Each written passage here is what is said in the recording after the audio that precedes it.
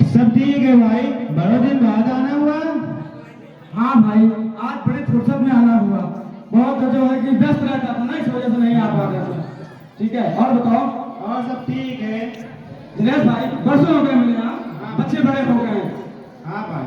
सन 93 में हम लोग मिले थे। हम 93 से 7 पढ़ लिख के जो है आगे बढ़े।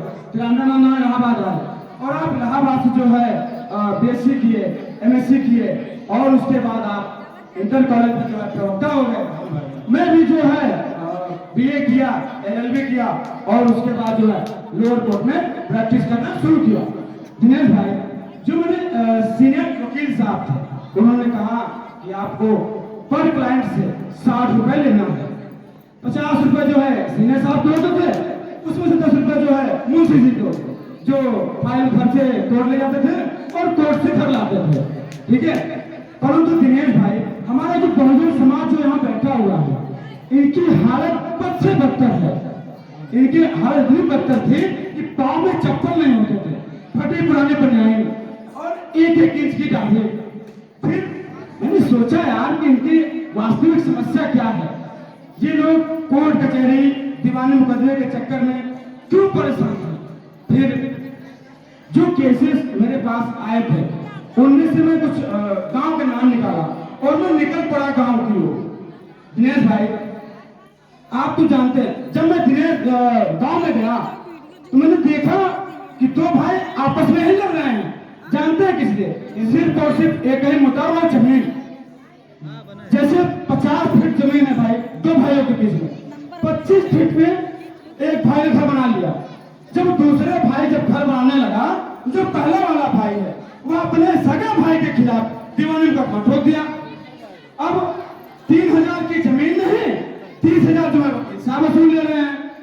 इन सबको देखते हुए दिनेश भाई, मैंने जो है लोगों को जो है संगठन बनाया। लोगों को मैंने एकजुट करना शुरू किया।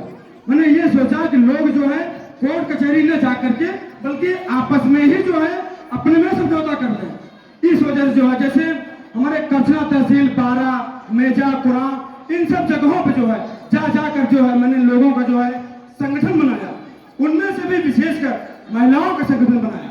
दिनेश भाई, आप तो जानते ही हैं, सन 93 में जब हम लोग इलाहाबाद आए थे तो उन दिनों मेजा, कचना, कुराव और बारा, इन सब तहसीलों के अगल बगल जो आसपास गांव हैं, वहां हमारे बहुजन समाज की महिलाओं के साथ जो है छुआछूत, भेदभाव, ऊंच नीच और बलात्कार जैसी घटनाएं देखने को मिलती थी। परंतु आज जब से मैंने समाज सेवा शुरू किया है, तब से यह 100 में से 80% तो खत्म हो गया है, बल्कि न के बराबर हो गया है। दिनेश भाई। हाँ भाई। मानवेंद्र कांशीराम साहब, जिन्होंने हमें 1585 का फार्मूला दिया था, जिसके अंतर्गत 6743 जातियों को एक करना था, परंतु आज हमारा बहुजन समाज 85 न होकर के वह 8.5 हो गया, जिसे मैं पुनः उस 8.5 को 85 करने का प्रयास कर रहा हूँ। तो कैसे करोगे भाई? ये आपने अच्छा पूछा। जब मैं प्रयागराज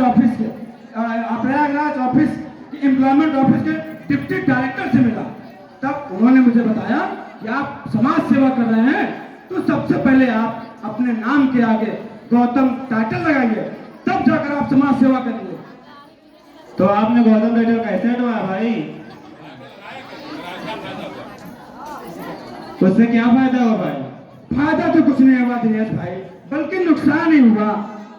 जब मैं IAS, BCS जैसे बड़े अधिकारियों से मिला, तब उन्होंने मुझे बताया कि आप समाज सेवा कर रहे हैं और समाज को जात विहीन समाज बनाना चाह रहे हैं, जात मुक्त समाज बनाना चाह रहे हैं, तो आप अपने नाम के आगे से सबसे पहले गौतम टाइटल हटाइए, उसके बाद आप समाज सेवा करिए। तो कैसे हटवाया भाई गौतम टाइटल? ये आपने अच्छा पूछा। जब मेरी बेटी के कॉलेज में गार्जियंस पेरेंट्स मीटिंग बुलाई गई, तो मैं बेटी के कॉलेज में गया तो मैंने देखा कि बेटी के नाम के आगे भी जो है गौतम टाइटल लगा है। उस पर मैंने आपत्ति जाहिर की। क्लास टीचर से मैंने इसे कहा हटाने के लिए, परंतु क्लास टीचर ने कहा कि हम इतना बड़ा बदलाव नहीं कर सकते। फिर मैंने उनसे कहा कि मैडम, आप आप मुझे अपने प्रिंसिपल से मिलाइए। दिनेश भाई, आप जानते हैं जब मैं प्रिंसिपल से मिला तो प्रिंसिपल जी जो हमारे बहुजन समाज की एक महिला थी। फिर मैंने उनसे पूछा कि मैडम, आपके यहाँ आने से पहले आपकी जाति यहाँ आ गई, उसके बाद आप यहाँ प्रिंसिपल बन के आई। मैं नहीं चाहता कि कल को जब मेरी बेटी डॉक्टर बने तो लोग उसे उसकी जाति से जाने, बल्कि उसे उसके कर्मों से जाने। दिनेश भाई, आप तो जानते ही हैं हमारे बहुजन समाज के जो बुद्धिजीवी लोग हैं यह कहते हैं संविधान, दिनेश भाई, संविधान के अनुच्छेद 1 में यह लिखा है, India that is Bharat. India जो शब्द है वह इंडस वैली से लिया जाता है, जो हमारे मातृ प्रधान देश हुआ करता था, जहां महिलाओं को अग्रसर रखा जाता था। और अपने समाज के, बहुजन समाज के बुद्धिजीवी लोग यह कहते हैं कि मां के नाम का पहला अक्षर और पिता के नाम का पहला अक्षर लेकर हम अपने बच्चों का नामकरण कर सकते हैं। जैसे पहले मेरी बेटी का नाम ज्योति गौतम था, पर अब मेरी बेटी का नाम इलार ज्योति है। इसी तरह से दिनेश भाई, हमारा जो बहुजन समाज है, हर व्यक्ति अपने नाम के आगे LR, MR, MI, CI, PI, CI इस तरह से लोग लिखने लगे तो हम समझ जाएंगे कि हमारा जो बहुजन समाज है हमारे बहुजन समाज के लोग हैं। दिनेश भाई, हाँ भाई, बाबा साहब की लिखी पुस्तक एलिवेशन ऑफ कास्ट यानी जात भेद का उच्छेद आपने पढ़ाई होगा। उसमें उन्होंने लिखा है blood is thicker than water, यानी खून पानी से मोटा होता है। अरे भाई, हम बातों बातों में भूल गए पानी में। गंगा, अयो गंगा, एक गिलास पानी तो लाओ, हमारे बहुत पुराने मित्र रमेश भाई आए हैं।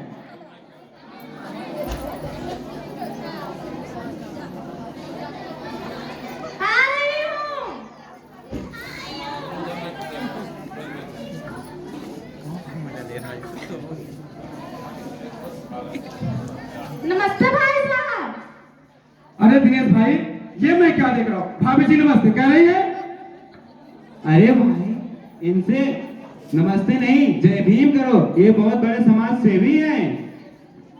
जय भीम भाई साहब। जय भीम भाभी जी, जय भीम।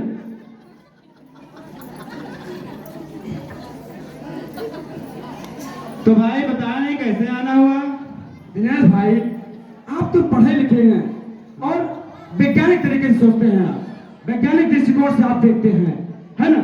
तो आप जानते हैं कि पूरे विश्व में इंसानों में सिर्फ एक जात होती है जिसे होमो सेपियंस कहते हैं, परंतु हमारे भारत देश में कुछ लोगों ने अपने फायदे के लिए इंसानों में जात बना दिया है। जैसे 6,743 जातियां, जिनमें से 3,000 जातियां ओबीसी, उसी 3,000 जातियों में एससी यानी अनुसूचित जात के हो।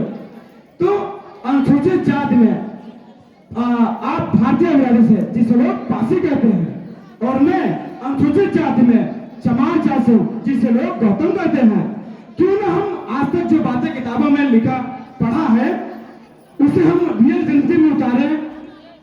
मैंने सुना है कि आपका लड़का जो है PWD में जय हो गया है। अभी हाल ही में मेरी बेटी जो है MBBS कंप्लीट कर चुकी है।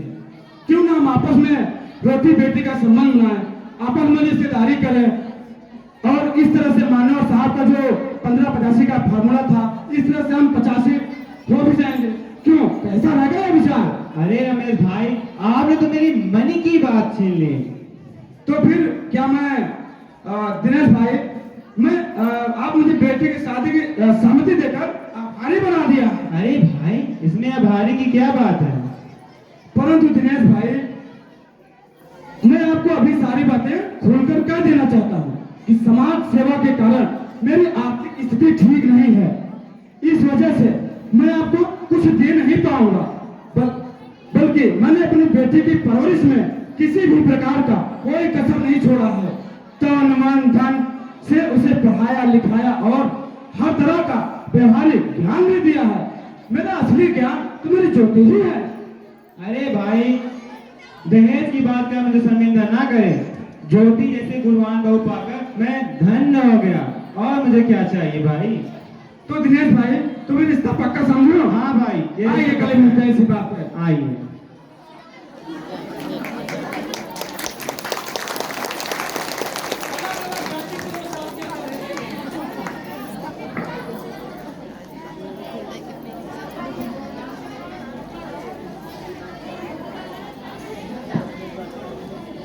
गंगा, अरे ओ गंगा, कुछ नाश्ता पानी लाओगे?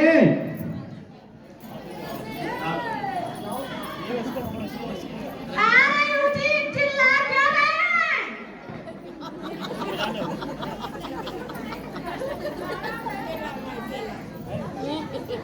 ये लीजिए।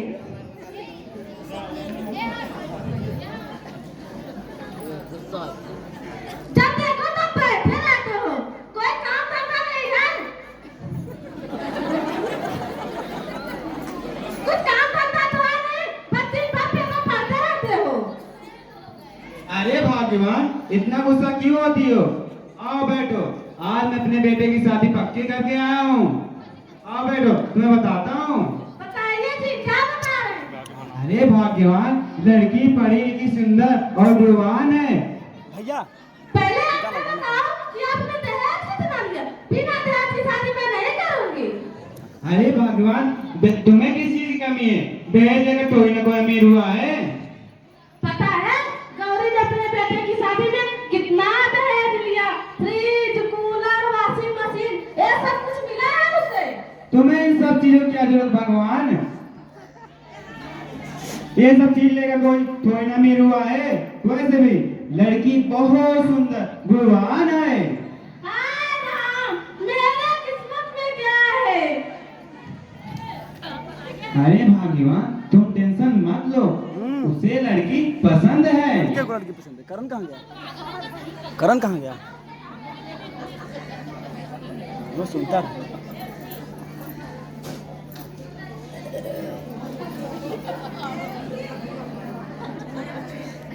माँ, मैं ऑफिस जा रहा हूँ। अरे क्या, जब देखो तब लड़ते रहते हैं। आप लोग की रोज रोज की लड़ाई से मैं तंग आ गया हूँ। अरे बेटा, तेरे पापा का ना दिमाग खराब हो गया, मुझे टेंशन मत देना। अरे बेटा, तेरी माँ का दिमाग आज घर के कामों कुछ ज्यादा ही रंगने लगा है। अच्छा पिताजी, मैं जा रहा हूँ। ठीक है बेटा, जाओ, ध्यान से जाना।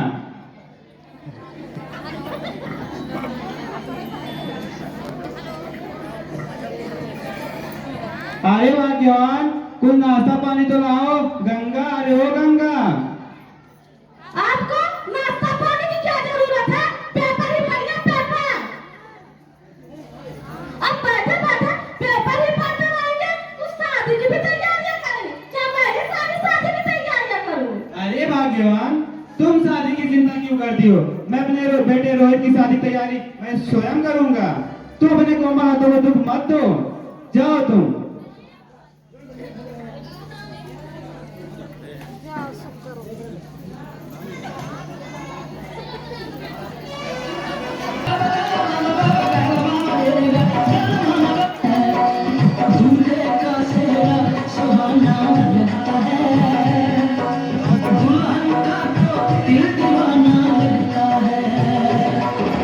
पल भर में कैसे बदलते हैं रिश्ते।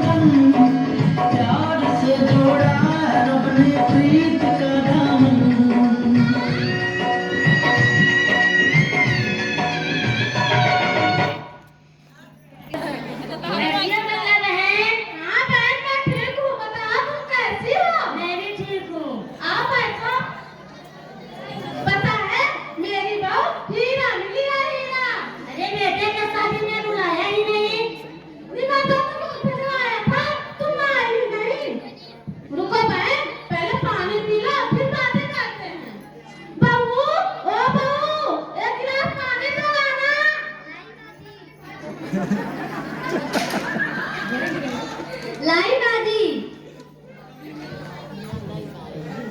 बहू इनसे मिलो, अपनी पड़ोसन है।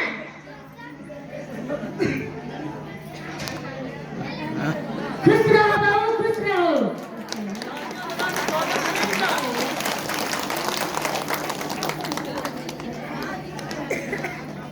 पता है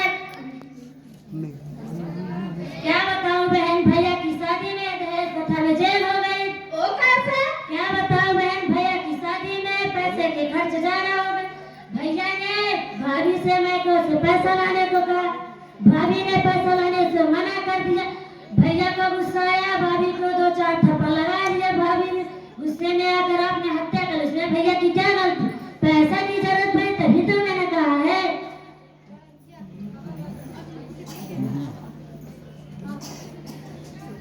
दहेज क्या लूंगी बहन, मेरी चले तब ना। चलो ठीक है, चलती हूँ। ठीक है, घूमते फिरते फिर कहीं आ जाना।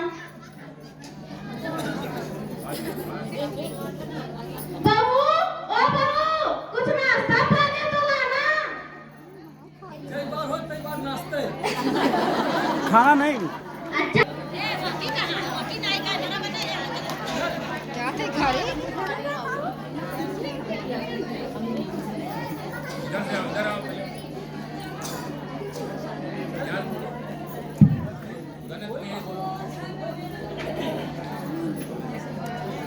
अरे भाग्यवान, बहू के आते सेवा सत्कार शुरू कर दिया।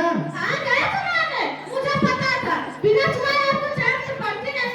वैसे भी बहू तो मेरी है, ना कुछ करे या ना करे, आपको क्या करना पड़ता? हाँ भाई, मुझसे क्या है मतलब, मैं तो चला बाहर घूमने। तो जलन क्या हो रही है? जलन? जलन किस बात की? देखो देखो भाइयों, पसंद किसी और की, सेवा सत्कार कराए कोई और। देखो बहू, मैंने तुम्हारे शादी में 1 रुपए भी दहेज नहीं लिया है। बस मेरी एक ही ख्वाहिश है कि मेरी गोद सोने से भर लो। माँ जी, रोहित ने आपको बताया नहीं कि मैं माँ बनने वाली हूँ। मैं दादी बनने वाली हूँ। घर में पोता आने वाला है। माँ जी, मैं डॉक्टर के पास गई थी, लेकिन डॉक्टर साहब ने अभी रिपोर्ट नहीं दी है। अरे कहाँ मर गए जी? आपके कान में एक बार में आवाज नहीं घुसती क्या? आ रहा हूँ भाग्यवान, इतना चिल्ला क्यों रही हो? मेरे कान में तो एक बार में ही आवाज पहुंच गई थी। मैं सोच रहा था ये गंगा को उल्टी तरह कब से बहने लगी। आप ये सब बकवास बंद करिए, मेरी बात ध्यान से सुनिए। बहू माँ बनने वाली है और मैं दादी बनने वाली हूँ और आप दादा बनने वाले हैं। घर में पोता आने वाला है। आप जाइए और मिठाई ले आइए। ओ, तभी तो मैं सोचूं मेरी गंगा पवित्र कैसे हो गई।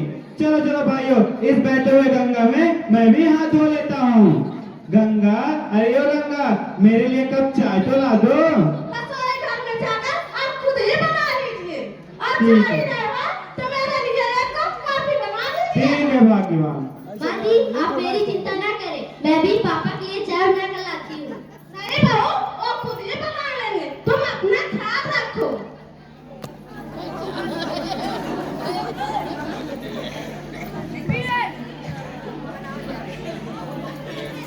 ज्योति, मैं ऑफिस जा रहा हूँ। आप इतनी जल्दी में क्यों जी? अरे भाग्यवान, डॉक्टर साहब के यहाँ से रिपोर्ट भी तो लाना है। रिपोर्ट से क्या होगा? बेटी हो या बेटा, बस स्वस्थ रहना चाहिए। बेटा ही होगा। मैंने तो अपने बेटे का नाम भी सोच लिया है, सनी, जो सूरज की तरह चमकता रहेगा। बेटी हुई तो? नहीं ज्योति नहीं, मुझे बेटी नहीं चाहिए। मगर क्यों? मैं घर के खर्चे उठाऊंगा या उसके दहेज के लिए पैसा इकट्ठा करूंगा। अरे जमाना बदल रहा है, आने वाले समय में दहेज का कोई चक्कर ही नहीं रहेगा। अरे ज्योति, पहले जमाना और था, जॉइंट फैमिली होती थी। अब एक बंद फैमिली में बेटी को पालना आसान बात है क्या? रोहित, आप इतने पढ़े लिखे होकर भी ऐसी बातें करते हैं। अरे ज्योति, पढ़ा लिखा हूँ तभी तो ऐसे बातें करता हूँ। न्यूज चैनल चला के देखा है, रेप, मर्डर, हत्या। पिछले ही महीने देखो क्या हालत हुई थी उस बेचारी की। क्या कोई डर के मारे जीना छोड़ दे? इस डर के मुकाबले 1000 में से सिर्फ 945 लड़कियां ही बच पाती। अगर हर आदमी आपकी तरह सोचने लगे तो 1000 में से 100 लड़कियां ही बच पाएंगी। अरे जरा सोचो, उन सब लड़कियों का क्या होगा? घर से निकलना मुश्किल हो जाएगा, लोग रोज खाएंगे। इसीलिए किसी न किसी की शुरुआत करनी ही होगी। पर मैं यह शुरुआत नहीं कर सकता। सारे स्ट्रगल करके मैं यहाँ तक पहुँचा हूँ। अब बेटी के लिए सर पर बोझ लेकर सारे स्ट्रगल को उतार दूँ। रोहित, अब बेटी को बोझ क्यों समझ रहे हो? लड़का और लड़की में फर्क ही क्या होता है? अरे ज्योति, लड़का लड़का होता है और लड़की लड़की होती है। लड़का तो वंश बढ़ाता है और लड़की तो टेंशन बढ़ाती है। बहू, ये लो संतरा, इसे खाने से लड़का गोरा होता है।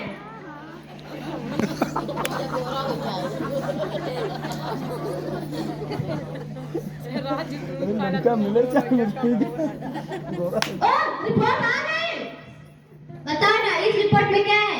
अरे वही जिसका डर था। अरे कुलच्छनी, तू मेरा ही माथा लिखी थी। तुझसे तो एक पता ही मांगा था, लेकिन तू अभी ना दे सकी। तेरे शादी में हमने एक रुपया भी दहेज नहीं लिया। सोचा था तू मुझे पता दोगी, मैं सब वसूल कर लूंगी, लेकिन तू अभी ना दे सकी। रोहित, इसे बेटी है, अभी इसे मारना होगा। अरे भाग्यवान, बेटा बेटी तो होना प्रगति के हाथ में है ना, इसमें इस बेचारी की क्या कसूर? आप चुप रहिए, आपको भूख लगी थी ना, लीजिए। संतरा खाइए। मुझे कोई बता नहीं चाहिए। आप इतने परेशान क्यों थी? क्योंकि तुम्हें बेटी है। इससे परेशान होने वाली क्या बात है? मैं नहीं चाहता था ना बेटी। बट रोहित, चूज वन, बेटी या मैं। मेरी बात सुनो रोहित, मेरी बात समझने की कोशिश करो। हट जाओ, हटो, हटो।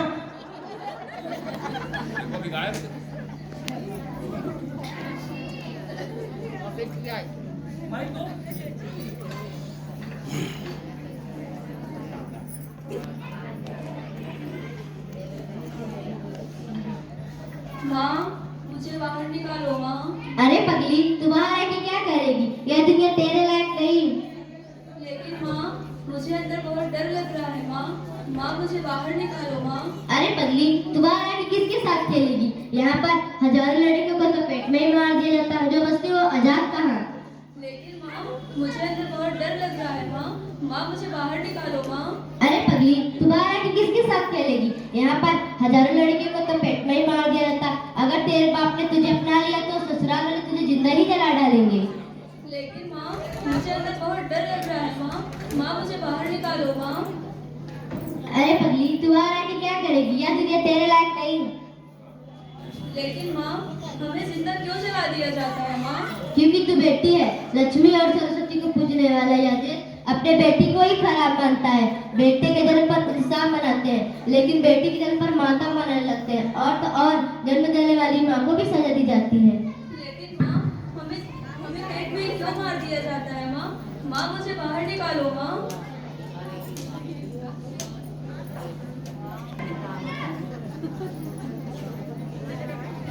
ज्योति, क्या हुआ ज्योति? कुछ तो बोलो ज्योति। ज्योति, क्या हुआ ज्योति? कुछ तो बोलो ज्योति। ज्योति, तुम्हें कुछ नहीं हो सकता। Hello doctor, please come fast.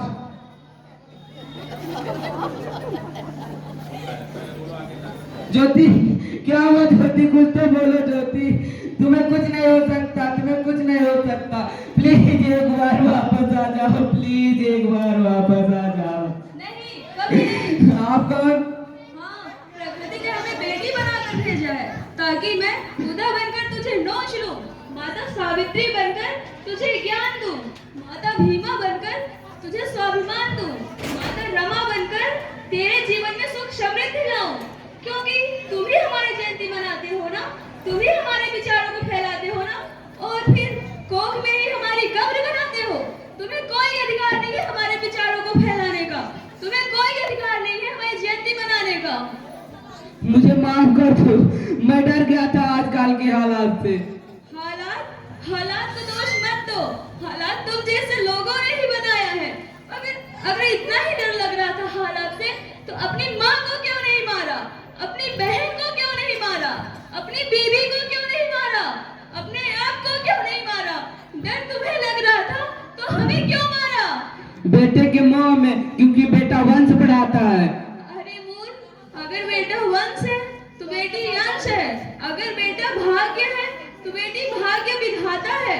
अगर बेटा गीत है तो बेटी संगीत है, और तुमने तुमने उसे कोख में ही मार डाला। मुझे माफ कर दो, मैं बेटी को बचाऊंगा, मैं ही हूँ, ये सब बेटी को बचाएंगे। तुम बेटी को बचाओगे? ये सब बेटी को बचाएंगे। आज तो बेटी को बचाएंगे, कल दामिनी की तरह उसे ही नोच खाएंगे। अगर वहां से बच गए तो दहेज के नाम पर जिंदा जला दिए जाएंगे। फिर जब कोख से लेकर बुढ़ापे तक रोना ही रोना लिखा है तो हम क्यों आए इस दुनिया में? यहाँ सबको माँ चाहिए, सबको बहन चाहिए, सबको बीबी चाहिए, लेकिन बेटी बेटी किसी को नहीं चाहिए। उसकी बूंद होती है बेटियां, माँ बाप को दर्द हो तो रोती है बेटियां, घर को रोशन करती है बेटियां। मुझे क्यों नहीं माफ चाहिए बेटियां किसी को? आखिर हमारा कसूर क्या है? आखिर हमारा कसूर क्या है? आखिर हमारा कसूर ही क्या है? मुझे माफ कर दो, मैं बेटी को बचाऊंगा। अरे साहब ये रिकॉर्ड हो रहा है। रोहित, नींद में क्या चिल्ला रहे हो? ज्योति, ज्योति तुम जिंदा हो? हाँ, पर क्या हुआ? अरे वो वो कौन? हमारी होने वाली बेटी। पर आपको तो बेटा चाहिए था। नहीं ज्योति नहीं, मैं समझ गया हूँ, बेटा और बेटी एक जिंदगी के दो पहलू होते हैं। बेटा और बेटी को बराबरी का दर्जा देकर मैं अपनी जिंदगी को खुशहाल बनाऊंगा। हाँ रोहित, तुम ठीक कहते हो। बेटियां तो माँ बाप की रानियां होती है, मीठी मीठी प्यारी प्यारी कहानियां होती हैं। अगर हमें इन्हें बचाना है तो इस दुनिया में लाना ही होगा। हाँ ज्योति तुम ठीक कहती हो, अब इसकी शुरुआत हम करेंगे। हमारा उम्मीद है कि हमारा साथ ये सब लोग देंगे। समझाने आया था, नाटक होने जा रहा है, आप समझाने आया है।